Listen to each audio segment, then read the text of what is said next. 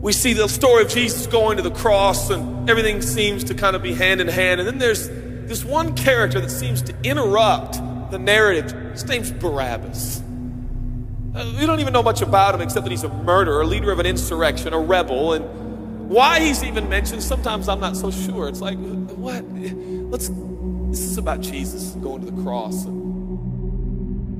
So in this moment, Pilate thinks, I hold the destinies of these two men in my hand. I know the Jews have a tradition that on a holy day, I will release one of the prisoners on death row. Pilate stands on this audacious stage, who now presents Jesus, Son of the living God, versus Barabbas, the thug and rebel. He says, all right, who do you want? This is blasphemy. This has gone too far. There's no comparison. This is a rightful prisoner, a man who should be on death row. He's a rebel against Rome. He leads a rebellion. He murders people. He's a bad man. He's a thug and he's a crook. He deserves the chains and he deserves the crucifixion. Jesus, what has he done but heal, restore, deliver, set free, open blind eyes, open deaf ears, heal the lame and the leper? What has Jesus done? Who do you want? We want Barabbas. Yeah, give us Barabbas.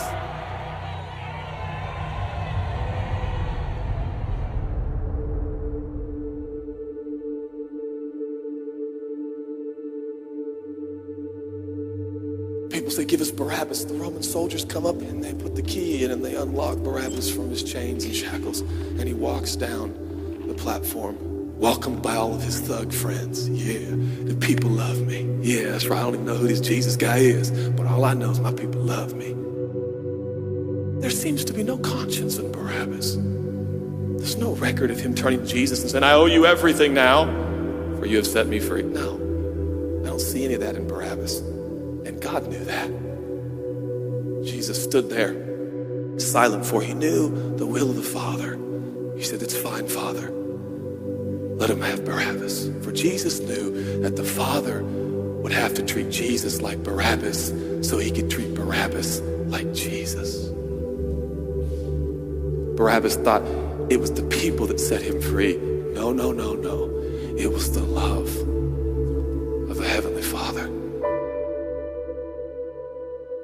When I look at the story, I realize who Barabbas really is. That's me. That's you. That's us. And I felt, I was reading this the other day, and I felt God speak to me. I love Barabbas. I love him. But God, he's a bad man. I love him. And I wanted him to go free.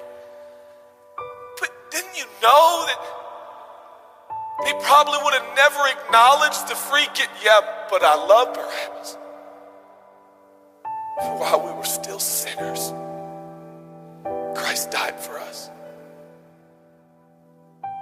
God sent his son for Barabbas, even the one he knew would walk away from Jesus and his free gift and never come back. He loves him. And the nerve, the gall, and the audacity of believers to think, I got saved by grace, but now that I'm in this deep, dark place of bondage, I better work hard to get myself out. What? That's the opposite of the gospel. Are you bound? Are you held under the power of this temptation, this sin? Do you feel like it's controlling you? What are you going to do? I'm going to shake myself free. Stop it! No, you won't. You're no match for the powers of hell, and the urges of sin will not overcome it, and you will never overcome it. You'll just be another statistic. There's no answer within yourself. Your own marriage, your own goodness, your own discipline, your own devotion will not save your marriage and will not save your kids. There's only one. And he's the one that took your place. He's the one that stood silently on the platform with Pilate and said, yes, let him have Barabbas. Take me. How many times have I stood on that platform with Pilate and Jesus, and I'm the Barabbas, and they start to take my chains off, and I say, no, I deserve this.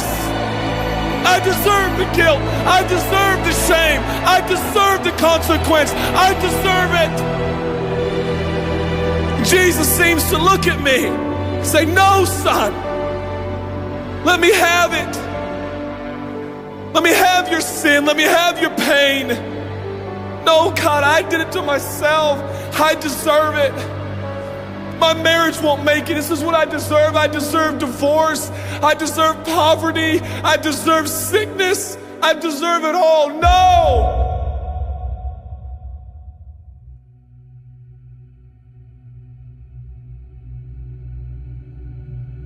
God, I'm so ashamed. Give me your shame. But God, what if I do it again? I'll still be here. Oh, God, I don't want to hurt you. I love you. I don't want to do this anymore. Give me your sins, son.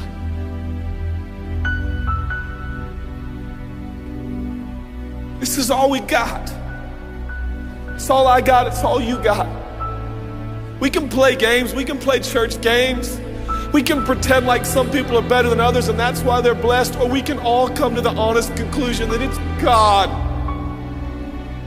And it's God alone. The greatest challenge is not your discipline, your devotion, your focus. Your greatest challenge is believing the gospel. Could it be that there's a God with a love so scandalous, so wide, so deep, so vast, so high, so expansive, so welcoming, so inclusive? Let me have your sin, son. Okay. And I give him my sin. And I stand in this empty space of forgiveness and acceptance while Jesus walks off to the cross that I deserve. I see him walking to the post to be whipped. As I stand a free man, all the attention is turned now. And I feel the love of God saying, go, son, live your life. I'll pay the price. Where did we get off thinking that we were gonna set ourselves free? It's still Jesus. It'll always be Jesus. It'll never stop being the power of Jesus. If his blood is sufficient for your salvation, his blood is sufficient to sustain you through every challenge and every sin and every temptation. Jesus is enough.